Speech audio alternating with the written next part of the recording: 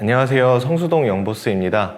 오늘 영상에서는 일본 도쿄에 들렸을 때 꼭 먹어야 할 음식에 대해 이야기해 볼까 합니다. 제가 얼마 전 패키지 시장 조사를 위해 2박 3일 짧게 도쿄에 다녀왔습니다. 와, 역시 일본은 미식의 나라이더라고요. 시장 조사를 하러 간 건지 먹방을 하러 간 건지 모를 정도였는데 디저트까지 포함해 일일 5끼, 총 한 15가지의 음식을 먹고 왔습니다. 놀라운 건 평일에 다녀왔음에도 불구하고 어디를 가도 사람들이 어마어마하게 많더라고요. 주말 성수동과 강남에 몰리는 사람들의 약 2배 정도 되는 것 같았어요. 가는 곳마다 웨이팅이 없는 곳이 없었는데 그럼에도 불구하고 기다린 시간이 아깝지 않을 정도의 맛집들이 정말 많았습니다. 그래서 오늘은 도쿄에서 방문해 보실 만한 영보스픽 맛집을 소개해 드리려 합니다. 첫 번째로 소개시켜 드릴 맛집은 찐 로컬 호르몬동 맛집인 키츠네야입니다. 키츠네야는 도쿄의 역사가 간직되어 있는 츠키치 시장 근처에 있어요. 츠키치역에서 시장 쪽으로 직진해서 5분도 채 안 걸리는 곳에 위치해 있으니 쉽게 찾으실 수 있습니다. 호르몬은 일본어로 소나 돼지의 내장을 말하는데요. 동은 덮밥을 의미하므로, 즉 한마디로 내장 덮밥이라는 뜻입니다. 이곳의 메뉴는 단촐하게 구성되어 있어요. 첫 번째로 규동하고 호르몬동 이렇게 2가지를 메인으로 팔고 있습니다. 저는 이곳에서 호르몬동을 먹었는데 주문을 하면 소고기와 내장을 넣고 끓인 된장 베이스의 소스를 밥 위에 올려줍니다. 우선 첫 맛은 미소 된장의 짠맛이 들어오고 씹었을 때 호르몬의 기름진 맛이 적절하게 조화가 잘 되면서 질리지 않는 맛이었어요. 무엇보다 곱창과 내장의 잡내도 전혀 나지 않고 오랜 시간 끓여서인지 호르몬이 전혀 질기지 않고 부드러워 먹는데 부담도 없었습니다. 특히 덮밥 위에 올려주는 술안을 터뜨려 바깥 소스에 비벼 먹으면 너무 고소하고 맛있었습니다. 그래서 술안을 하나 더 추가해 드시면 더욱 고소하고 깊은 맛을 느끼실 수 있을 거예요. 사이드로는 구운 두부를 시켰는데 구운 두부 위에 불고기를 올린 것 같은 느낌의 메뉴가 나왔습니다. 이것도 너무 담백하니 맛있었습니다. 이게 철판에 이제 구운 두부를 이제 겉은 되게 이제 구운 그 식감이 약간 바삭한 건 아닌데 약간 그런 식감이 나고 안에는 되게 담백하게 부드러우면서 이게 약간 소고기 뭇국에 푹 담가서 구운 두부를 끓인 느낌의 이제 구운 두부였어요. 그래서 불고기랑 같이 두부를 이제 퍼서 먹을 때 좀 더 진짜 부드럽고 담백하고 고소하고 이런 맛이 정말 조화가 좋은 진짜 구운 두부였습니다. 키츠네야는 1947년부터 츠키치 시장의 상인들을 위한 밥집으로 운영해온 노포인데요. 지금은 호르몬동과 규동이 인기 있어 관광객들이 찾아오는 로컬 맛집이라고 합니다. 앉아서 먹을 수 있는 공간이 4, 5 좌석밖에 되지 않으니 들르실 예정이라면 오픈 시간에 맞춰 가시길 추천드리고 주말에는 웨이팅이 더욱 길다고 하니 참고하셔서 방문해 주시면 좋겠습니다. 한국에서 먹는 곱창 덮밥이나 대창 덮밥과는 다른 색다른 맛이니까 도쿄에 방문하셨을 때 꼭 들려보시는 걸 추천드립니다. 여러분, 인생 카츠를 만나고 싶으시다면 이마카츠를 꼭 가보셔야 합니다. 사실 저희 오후 매장에서 카츠를 판매하고 있기도 하고 제 개인적으로 굉장히 좋아하는 메뉴이기도 한데요. 이마카츠는 미슐랭 가이드 2015 도쿄의 빕구루망에 선정된 매장이라고 해서 정말 기대를 많이 하고 방문했습니다. 결론부터 말씀드리면 이곳에서 정말 제 인생 카츠를 만났습니다.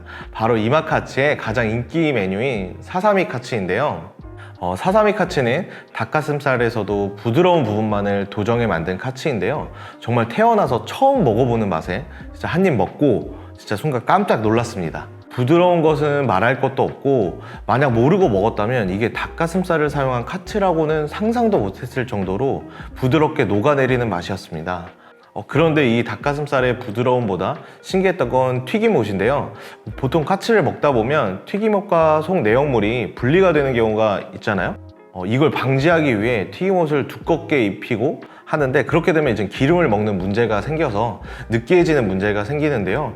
하지만 사사미 카츠의 카츠는 튀김옷이 정말 얇은데 신기하게도 속재료와 딱 붙어 있어서 먹는 내내 떨어지지를 않더라고요. 그래서 먹는 동안 카츠 본연의 맛을 그대로 잘 느낄 수 있었습니다. 제가 일부러 젓가락으로 튀김옷을 떼어보려고 시도하기도 했었는데요. 정말 잘 안 떼어지더라고요. 그 정도로 튀김옷이 고기가 딱 붙어 있었습니다. 이렇게 실제 음식 사진을 보시면 이게 뭐 별거라고 호들갑을 떠나 하실 수 있는데 사용하는 기름도 깨끗한지 튀김의 색이 정말 예쁜 노란색이었고 맛도 전혀 느끼하지 않았습니다. 그래서 드실 때 튀김 본연의 맛이 잘 느껴지도록 소스보다는 소금을 찍어 드시는 것을 추천드립니다. 참고로 현지인들이 더 많이 보였던 다른 매장들에 비해 이마카츠는 한국 관광객분들이 꽤 많이 보였습니다. 워낙 인기 있는 유명 맛집이라 키츠네아와 마찬가지로 웨이팅이 길다는 게 유일한 단점인데요. 하지만 오랜 기다림을 잊게 해줄 정도의 맛이니 꼭 드셔보셨으면 해요. 말도 안 되게 부드러우면서 결이 살아있는 닭가슴살과 바삭한 식감이 예술인 튀김을 함께 만나보실 수 있는 이마카츠 강력 추천드립니다. 이번에는 디저트 맛집을 소개해 드릴게요. 먼저 오모테산도 쪽에 위치한 베이커리집 아맘다 코탄입니다. 아맘다 코타는 후쿠오카에서 도쿄로 진출한 빵집으로 식재료에 많은 정성을 들인 것으로 유명한 매장입니다. 역시 그 명성에 걸맞게 빵 반죽 자체가 다르더라고요. 그렇다고 가격대가 비싼 건 아니었습니다. 빵은 오히려 비교적 저렴한 편이었고 대신 음료의 가격이 조금 비싼 편이었어요. 제가 무엇보다 좋았던 건 빵을 만드는 과정을 직접 볼 수 있는 오픈 주방을 포함한 매장의 인테리어였어요.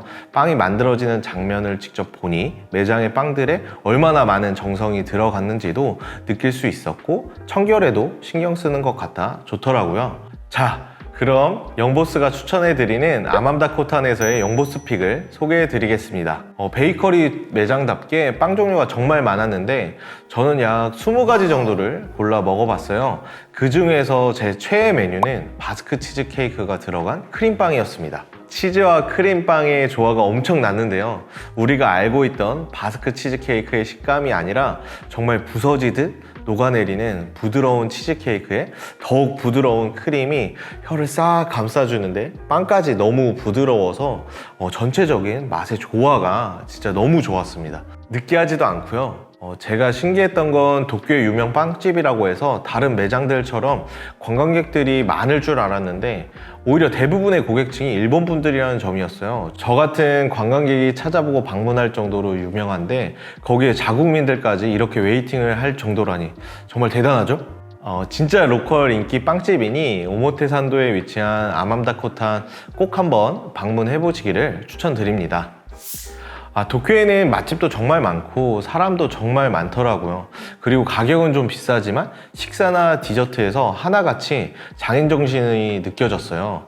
비싼 만큼 확실히 맛있고 정성이 들어간 메뉴가 정말 많다, 이런 걸 느꼈고요.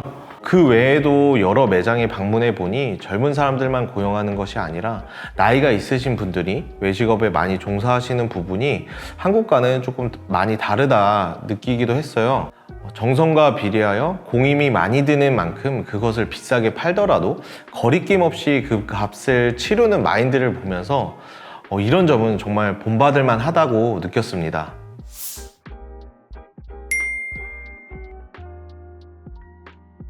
짧은 2박 3일이었지만 즐겁고 유익하고 배부른 여행이었는데요. 다음 편에서는 일본 패키지 시장 조사를 위해 파벡스 박람회에 다녀온 이야기를 나눠보겠습니다.